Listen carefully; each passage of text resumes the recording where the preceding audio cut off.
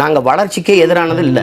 மாற்றம் என்பது இயற்கைக்கு எந்த இடையூறும் இல்லாத மாற்றம், வளர்ச்சியை தான் நம்ம கேட்குறோம். நீங்கள் வளர்ச்சியை பற்றி பேசுகிற பெருந்தகைகள் போபால் விஷவாயுவில் ஏற்பட்ட அதை ஒரு தடவை நினச்சி பார்க்கணும்.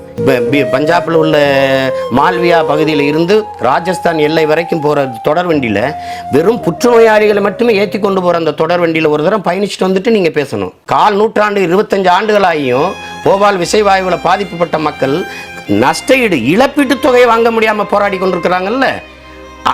அந்த பாதிக்கப்பட்ட பிள்ளைகள் தொடர் வண்டி நிலையங்களின் தெருக்கள்லையும் கை இங்கே இருக்கிற இடத்துல காலு, மூக்கு இருக்கிற இடத்துல கண்ணு, இப்படி இருந்து பிறந்த அந்த பிள்ளைகள் பிச்சை எடுத்துக்கிட்டு இருக்குல்ல, அதை பார்த்துட்டு பேசணும். நீங்கள் வளர்ச்சின்னு எது வளர்ச்சின்னு இருக்குல்ல, யாருக்கான வளர்ச்சி?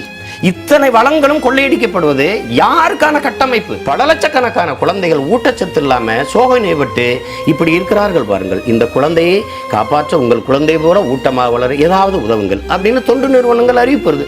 தேசத்தின் பிஞ்சுகள் எதிர்கால குழந்தைகளை பட்னி போட்டு சோறு ஓட முடியாத என் தேசம் வாயிலேயே வளர்ச்சின்னு பேச்சுக்கிறது இருக்கு. சுத்த பைத்தியக்காரத்தனை. நீங்கள் காட்டுற டெவலப் என்ன தெரியுமில்ல? நான் பட்னி கிடந்து செத்தேன்னா என்னை கட்டையில் எரிக்காம கரண்ட்ல எரிக்கிறது டெவலப்புங்கிறீங்க.